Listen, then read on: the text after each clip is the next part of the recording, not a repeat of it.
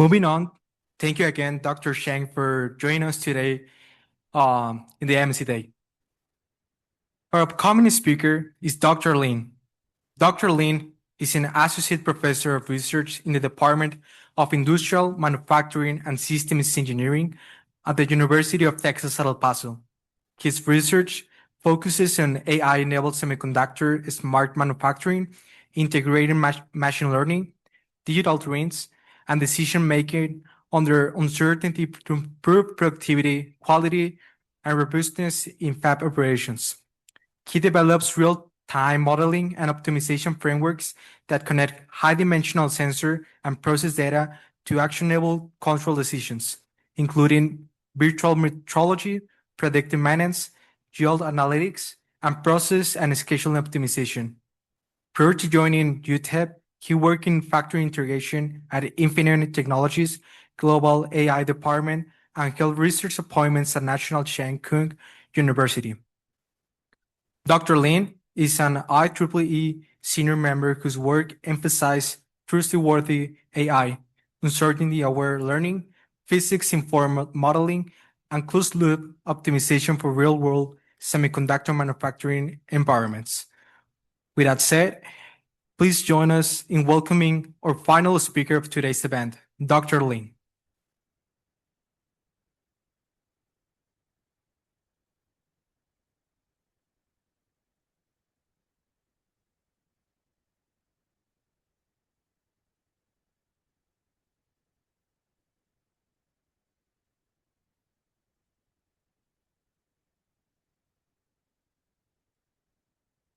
So thank you to join this today. And today's I was talking to the virtual metrology. Actually, virtual metrology is not really new things in the semiconductor manufacturing. So today I want to talk about how to we use the virtual metrology, not just use to the prediction, but also we can do some intervention or something interesting things. So we are beginning our journal.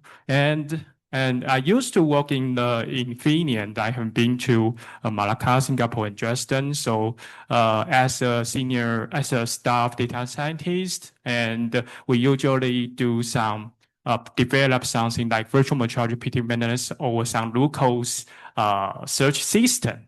And especially our job is to fan out all of the model to each fab. Not just one fab, not just one product. So it's really interesting. Yeah. So in a factory, we usually use a random inspection because I know some of students don't know the virtual metrology, so I introduced in the beginning. In a factory, we usually use the random inspection to check the product quality. But actually, we cannot guarantee the quality is 100%. No problem. So we just based on the statistical theory hypothesis, right? But I always mentioned in these traditional sample tests, it still has some big disadvantage. And so I would talk to the Samsung Galaxy Note 7. Everyone knows maybe in the 6 to 7 years ago, Samsung Galaxy Note 7 happens multiple explosion in the air, especially on a plane. And after that, Samsung lost a lot of, I would say Samsung got a lot of loss, and then a lot of airlines just forbidden the passenger bringing the Samsung Galaxy Note 7 to the airplane. And my question is, do you really think the Samsung didn't have the really strict quality control? No, right? Samsung indeed, they have the really, I will say strict, serious quality control. They did have. But why will cause this? I will just say because the sample test cannot guarantee the 100% quality. So that's why the VN is really important in the high-tech industry. And you can find if we just use the random inspection, especially, or we just use the specific inspection in the first part, you can see in the epi process, I will introduce later. When the wafer is coming and through the random inspection, there are still some blind spots between the wafer 1 and wafer 24. And the truth is, you don't know what happened, the situation will happen into this blind spot. So that's why we want to use the virtual metrology. We can guarantee 100% inspection, especially we predict every wafer one by one and through the virtual metrology. So even the wafer, gradually drift, you still can know the situation, what happened. So that's why we want to use the virtual charge. And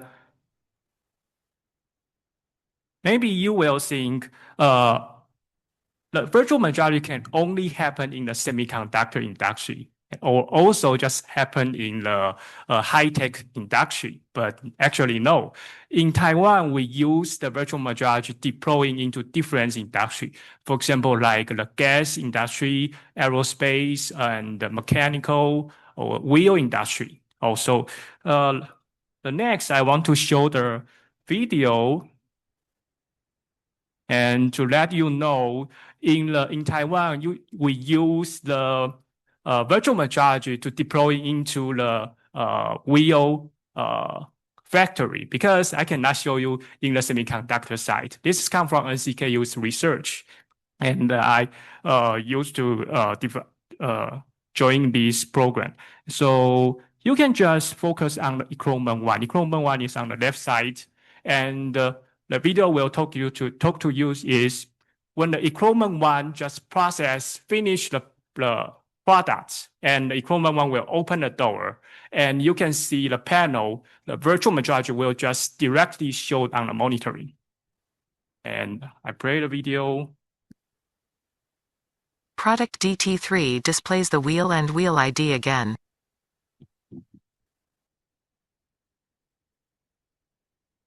The robot turns to machine EQ4 and clamps wheel 63. The wheel ID and prediction value are cleared from product DT4. At this time, the processing of machine EQ1 is finished. EQ1 finished. Product DT1 will display the prediction value in real time. So that is just the short video to let you know the virtual metrology is not just used in semiconductor area. We can find out to every kind of industry. So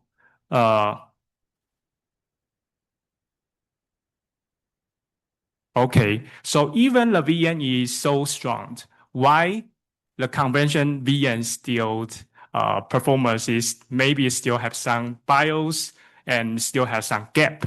And I want to discuss is the first gap is the label scarcity. We all know we can just not use the one single model for good in the process.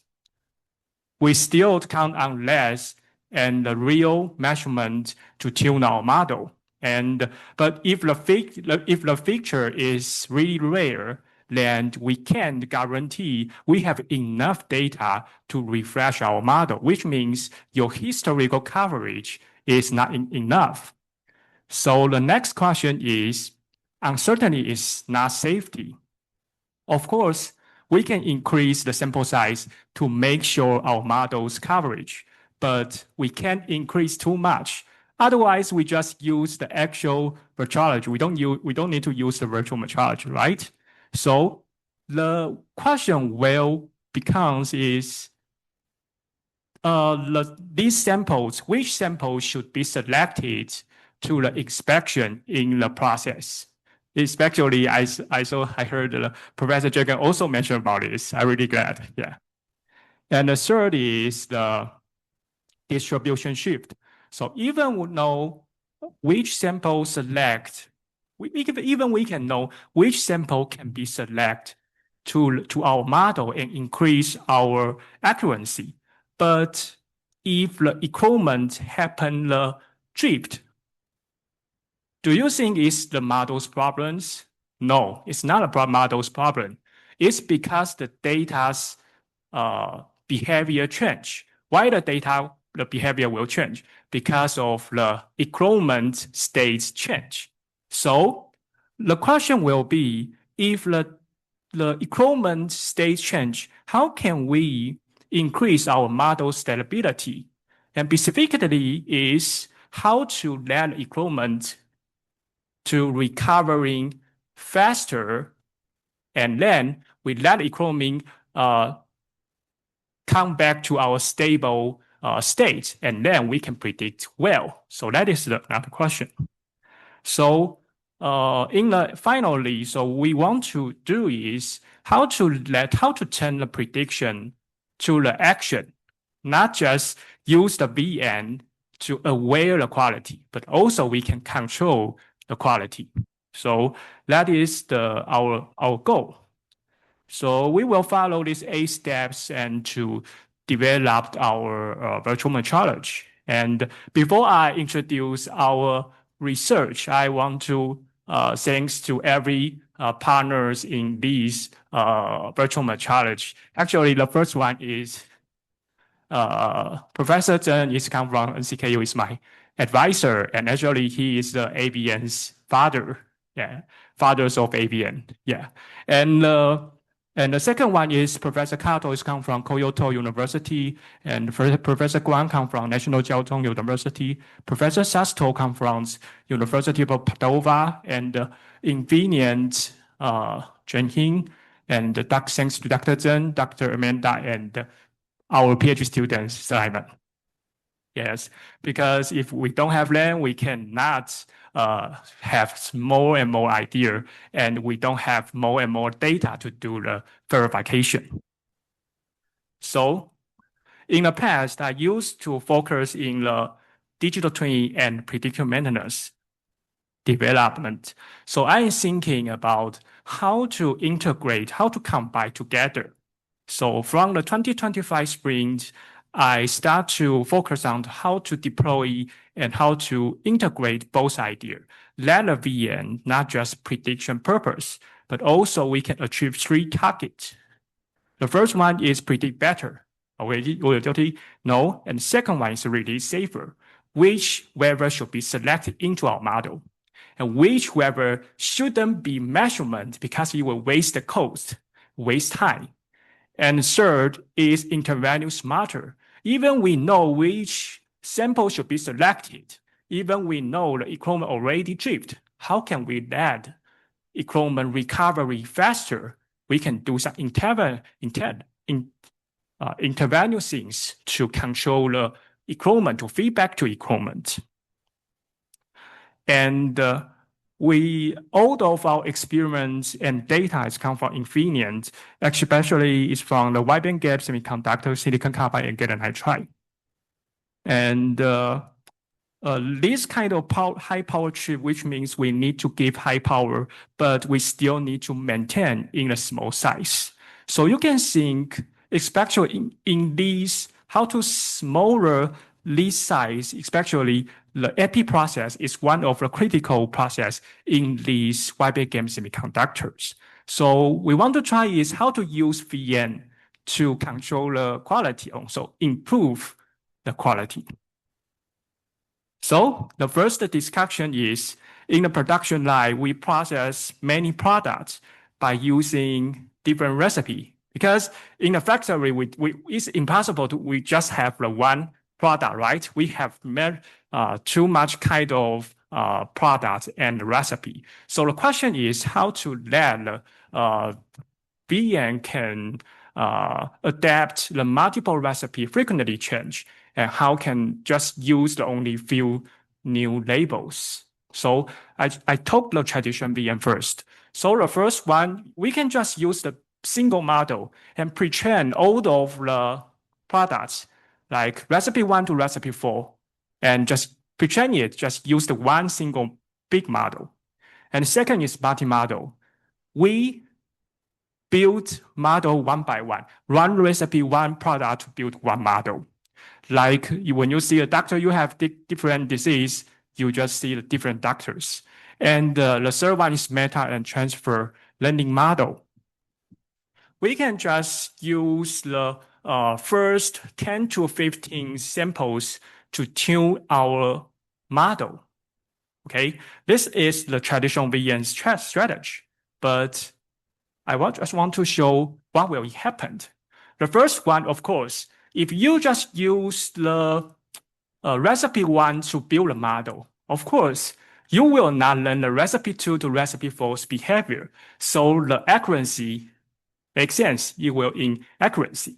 So maybe you will think we can collect all of the recipe data to collect it, but it is impossible because you need to do the measurement. Okay, the measurement is limited. And the second is we can build the model one by one. But the question again, if we have the new recipe, we cannot adapt this really quickly to just collect data to build another model. You can see even we can do that if we have the thousands of products. How can you do that? How can you manage your model? And third is the meta and transfer learning. This is our past research. And maybe we can use the first 10 to 15 samples to tune our model. But you can see if we meet the new recipes and we need to collect 10 to 15 samples first, which means you need to collect 10 to 15 samples to do the measurement, you still waste time to do that. So, and also the company will not wait for you. So, our strategy is we develop the GFAVN. So GFAVN is generative field sharp active VN. So you can see the first plot in the recipe A to recipe D. Of course, if we know the recipe, if we can input this kind of data into our model, we can pre-train at one time. Of course, the accuracy is really good. But my question is, when you meet in the new recipes, if you use the meta and transfer learning, you still need to collect 10 to 15 samples into our model. But like I said, there's a huge disadvantage. So our strategy is to collect high uncertainty data, whether to our model. And we won't need to collect the first 10 to 15s. We just need to collect maybe 4 to 5 weathers to tune our model. So you can see first. So Professor Dragon already mentioned about uncertainties concept. And maybe you will tell why would I do that? Because you can think if the new recipe, the behavior is really similar to your historical recipe. So why do you need to put the similar things into your model? You don't need. So the idea is we just want to put the high uncertainty and high unsure data to our model to let the model to learn this way. And the traditional VNs make sense because we just use the recipe A to build the model. So of course, when you meet the new recipes, the accuracy is not good. So the idea is, but how to let few samples to learn better. So the idea is you can look the animation. In the beginning, we has the blue, yellow, and green the samples and to build the latent space. Latent space means we want to transfer all of the information and downsize the dimension to learn can let the VA can learn better because we downsize the dimension. And we try to use VAE to learn better. So in the latent space, and we use VAE. So the next question is when we choose the top three, the three high uncertainties samples to our models, we can quickly to catch up this information. So you can see the prediction plan just pull up all of information to the prediction plan so that we can predict well. So that is our idea. And also we will present in this year's IEEE's EQUA in Vilna. Yeah. So the next question is, even we can cover the new recipes. So, but if the recipes has the real situation, the question is, because when we meet the new recipes, but we still have the really rare situation, but just happens into this recipe. and also will have just happen or also just happen in the historical just 2 to 3 times among the thousands of waivers. So how to let your model to learn better? So we want to do is how to make sure your historical coverage, even is weak or even a few new labels are not enough. How do we solve this question? So we do the next research is we want to generate the data, but we cannot generate just generate that. No, we can't.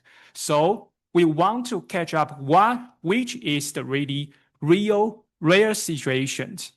So how? Again, we transfer to the latent space, and then we use the flow-based density reshaping, try to find out the yellow dot, which means the rare situations. Because we cannot just use eyes to see said, okay, this is the real situation. So we need to use algorithm to find out which is the real situation. When we find out identify the real situation, so we just use this real situation to generate the data, and we use the diffusion model. So you can see when the yellow and the blue generate data. So next is we just put generate data and real data together to pre-train our model. So we can formulate a beautiful prediction plan. So finally, our prediction, we can catch up these outlier and even the really rare things. So the next question is, keep asking a lot of questions because NVIDIA engineer always asking, what is the next? And engineer said, okay, even we can, after we can improve the adaptation or the coverage. But the truth is, if you cannot select the waiver, which specific is if you cannot select the real rare situations wherever to do the measurement, which means you cannot collect this real situation into your model. So how can you do that? How can you use the rare situation to generate more data? You can't. So we try. Our idea is So the question is which waiver must be do the measurement, and which waiver, even we under the limited metrology, which waiver should be selected to do the measurement. And even we select these waivers to do the measurement, we can sustain for a while because we don't want to keep select waiver to do the measurement all the time. We just want to, we collect it and it can maintain for a while to let your models for accuracy. So the next question is how to select the waivers. So in the beginning, I just mentioned about we use the high uncertainty to select the waiver and to pre-train our model. But we found out, we observe, if we just select the high uncertainty waivers to do the measurement, it will happen. One situation is we need to keep select and select. Because when you select high uncertainty, the next, they will decrease. But for a while, they will increase. So it will like this. So the question is, so we develop this focused Pareto conformal Markov decision and try to find out not just the high uncertainty, but also find out the high risk waiver. So we use the conformities idea and try to select it, and then because we put into the Pareto curve to decide, we can balance the cost and the risk because we only have the two measurement items. So you can see the result. It can stay stable for a while. Even because we make sure when we select these samples to our model, it can 100% can have his information. If we just choose the normal waiver into our model, and we can include the real situation. So that is the idea. So you can see the animation in the beginning, the messy space, and then we transfer to the latent space, and the next is conformity. You see, conformity, you just imagine it, and then we change to the Pareto, trying to use Pareto curve to balance the cost and the risk, and also the limited tool measurement.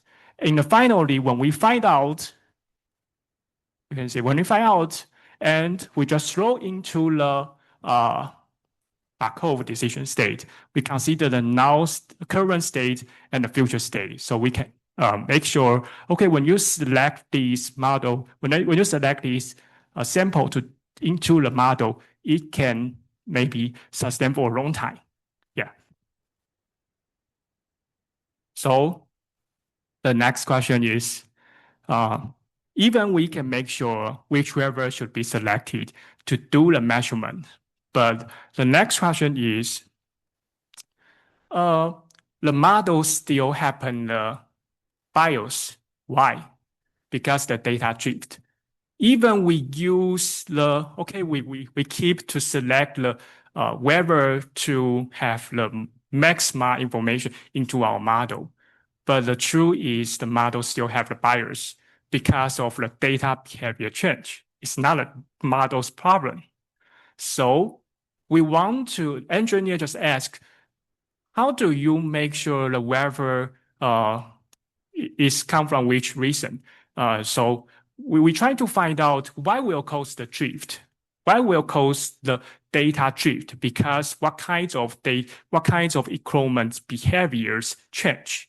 So usually in a semiconductor, we just based on three kinds of behavior change.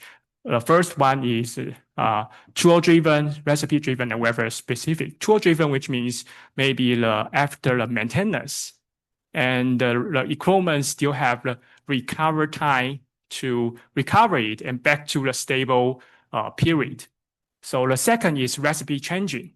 When you do the recipe change, definitely your data behavior will cause a little drift. And the third is the weather itself problem. So in our idea is, we can see the result first. And after the first round, the PM, which means the maintenance. So after the maintenance, of course, equipment is unstable. Of course, your weathers will be drift. So you can see the drift. But if you don't know this happened the maintenance, and how can you know which reason caused this drift? And even we know the maintenance is happened here, the engineers want to know the maintenance will affect to the weathers for how long. So you can see the result. We can clear to see the maintenance, after maintenance, the affection will affect to the weather for how long. Even we do the recipes, migrations, experience, we can clear to identify it's happened into the recipes. So that is the case. And this is the intervention anchor hidden state virtual charge. But the next question is, we know the situation, we know which reason will happen, but engineer asking, the data scientist said, then how do we let the equipment can recovery fast from the maybe after the maintenance or after the recipe migration or after the chamber cleaning, just for example, because when I already mentioned, when the chamber after the maintenance, they will have the recovery time, they will have the unstable. For example, if we ideally temperature is on 20 degrees, but in the beginning, the equipment is on 10 degrees. So the equipment need time to recover it from 10 degrees to 20 degrees. So that is the recovery period. So the engineer's question is how to let the equipment can recover faster than before.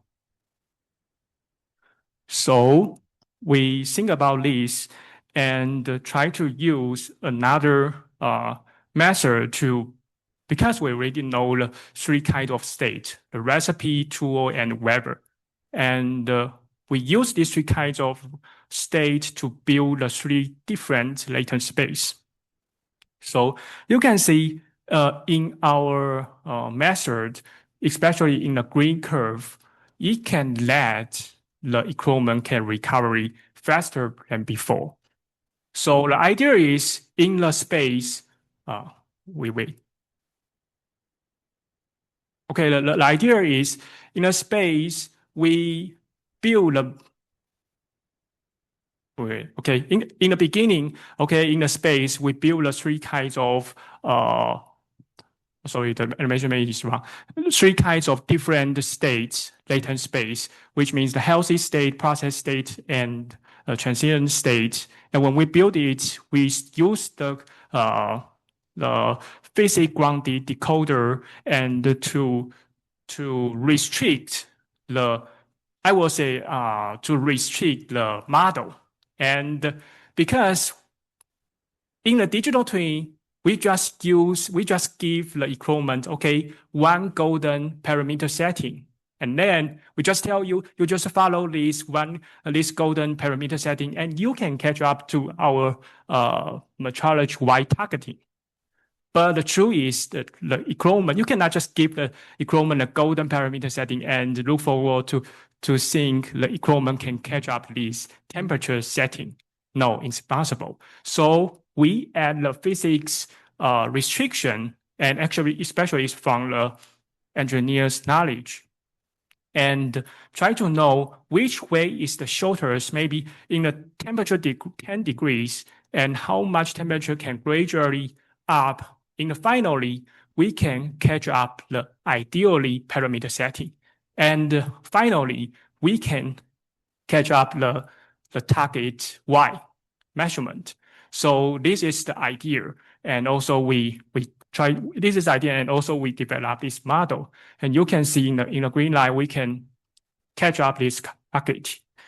And the next question is, because the engineer said, okay, your model have the physics based and also have the latent space, also have the current state, because we consider the current state 10 degrees temperature, and we consider physics based to add, okay, gradually up to our ideally parameter setting. But the next question is, we still based on the feed-forward method, and which means we still need to follow the engineer's instruction. So maybe you are saying it's not a big deal, but engineer just want to ask, is any way to use different parameter setting adjustment, which means different recipes can do more faster than before, and we can find more and more routes, more and more recipes to catch up our target Y. So this is our question. Can we directly produce a richer set of corrective plans to try to next? So the idea is, because we have the ideally Y, right? In the historic data, we have the ideally Y. For example, we have our targeting is maybe synchronous is 600. Okay, we have a target 600, and we also have the target. We also have the ideally Y 600, and then we try to find out the ideally Y's past, the behavior. If this ideally Y, what is the past current state? For example, maybe it's from the 10 degrees, maybe it's from 5 degrees, and how to, we want to know how to formulate these ideally Y. So stand on the past current state, how to gradually gradually to catch up our parameter setting, and also we can achieve our Y. So that is our ideally. So we know the Y, we know the measurement, the ideally behavior, because in the past, ideally behavior. So for sure, we have the historical support. We are not just based on the engineer's knowledge, because engineer's knowledge just tell you, okay, when we followed, you add 10, maybe 1 temperature degrees, 2 temperature degrees, and then we can catch up to the 20 temperature degrees. But now we inverse it. we use ideally Y, try to find out the past current state and how to faster to catch up to get this Y. When we find out it, we use the generate concept again. We turn to the latent space and we use the CVAE to generate the hundreds of recipes. But this based on the historical support, because based on the ideally wise historic data and based on the past behavior. So you can say actually it's based on the physics knowledge. So when we choose the recipes, so next we want to consider the cost, because we don't want to, okay, when we do this recipe and next for a while we need to, okay, tune the recipe again and again. So we balance the cost, we balance the risk, we balance the historical support, actually it's confidence. And also if we have the 3 targets, because the last one we just have the 1 target is sickness. If we also want to achieve 3 targets like sickness and resistance and also the uniformities targets, just building one model and find out which recipe is best and which recipe can generate it and achieve our goal, and even we can recover it fast. So the next question is, we back to beginning. We find out which recipe can recover faster than before, which recipe can achieve our goal. So the next question is, but we want to let a recipe to sustain for a while, right? So again, this is the same idea. We still use the CVAE, but the difference is we consider the Markov idea, Markov algorithm, and try to add it and integrate it. And in the finally, you can find out the green line, it can gradually to move to our idealist area, and you will keep it and you will sustain for a while in the first part. And we also try to use the reinforcement learning into this model. But like I said, reinforcement learning may be just based on uncertainty to guide the reinforcement learning model. Actually, they don't have the current state. So you cannot stand on the current state. For example, you cannot stay on the temperature 10 degrees and try to know, because reinforcement learning, you don't know the initial parameter setting just from the temperature 10 degrees. And how to let the 10 degrees to catch up to our ideally parameter setting, we don't know. So the reinforcement learning will keep go up and go down. So this is unstable. Even we cannot equipment to catch up your ideally parameter setting, which means the golden parameter setting. So that's why we develop this conformal intervention availability kernel. So this is the last one. So after we can find out in the beginning, we can find out, which sample should be selected into our model. And then we find out which sample must be selected. And also we consider the Markov, and also we generate the real situation data. And after that, we try to build the good recipe to let your equipment can recover really fast from the unstable state, even from the not ideally state to your ideally state. So when we find out a recipe, but next we found out the really interesting situation is we try to use our new recipe or our recombinant recipe to the equipment, but we observe one thing is, if the equipment always using a really stronger parameter setting, and they will have what happen? They will hurt your chamber. They will decrease your chamber's remaining useful life. So that is a question. So engineer observe this kind of situation and tell me, and I say, because you can see in the past, we just use the traditional VM to predict the quality. And maybe we use predictive maintenance to let you know the remaining useful life gradually down. But actually, we don't know the real relationship between the predictive maintenance and the virtual metrology. So our idea is we try to find out the stronger parameter setting, which means the stronger recipe. And also our idea is we want to find out which recipe can let your equipment the remaining useful life can decrease slowly. So we want to integrate both. So we try to find out the recipe can achieve two goals: quality and also the remaining useful life slowly. So finally, you can see the red area. If we just follow the stronger, even we fix the parameter setting, okay, you can see the chamber, the last one, the chamber remaining useful life, the red one, will gradually down. It makes sense because when the equipment process the product, the chamber will happen the contamination on your chamber side. So it makes sense. Your remaining useful life will gradually down.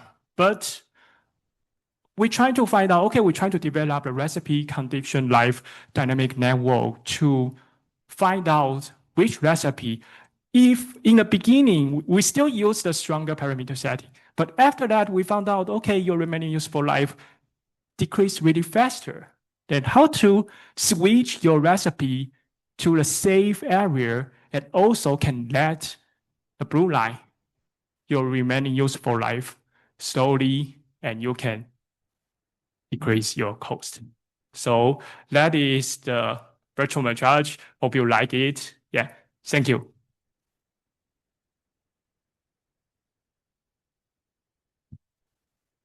Yes. Any question?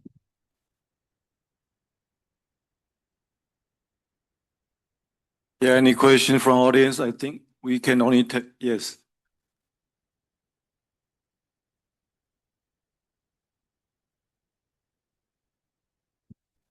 Thank you for your presentation. As we come out, the rare event situations are very important in semiconductor manufacturing cases. So should we think about to build a foundation model, like whatever model we have in time series foundation model in the market? So should we think of to build foundation model to predict those rare event as well? Yeah, that is a good question. If I think the time series foundation model we always use deploying the predictive maintenance, right? And we try to use the time series foundation model try to detect we call the zero shot situation. But in the virtual metrology, actually, I would not suggest use time series foundation model because the time series foundation model you need more and more data, even the huge thousands, 10, maybe 100,000 of data into your model. But actually, in the virtual metrology, you can see the recipe is keep changing, which means you use your time series foundation model. Of course, time series foundation model can achieve the general accuracy, but we are looking in the detail. Virtual metrology is looking in the detail, not just the whole average accuracy. So that's why I will not recommend use the time series foundation model. I suggest we can use the more quickly and field and generative model to tune use the field samples to tune your model. Yeah, can keep up quickly. Yeah. Any other question from the audience? Okay. Yes, Dr. Dragon. Great work. I'm glad I stayed to listen to your work rather than watching additive. I will watch additive later. So really good work. Anyway, I wanted to ask you about access to testing all these algorithms on actual real data, on actual real tools.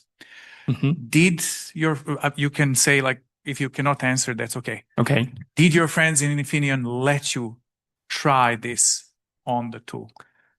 I will say that just in the Infineon, we have the I will say the POC POC spirit. So we will just use the less samples to test it. We will not to just fan out to the real. Right. Yeah.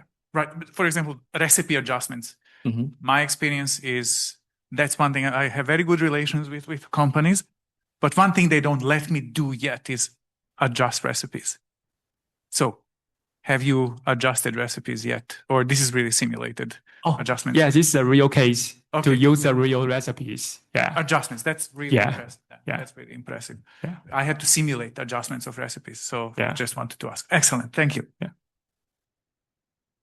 Thank you. Any more questions? I think we'll take the last one because it's close to 5 o'clock. Okay, if not, thank you. Thank you so much to Dr. Lin. Outstanding presentations.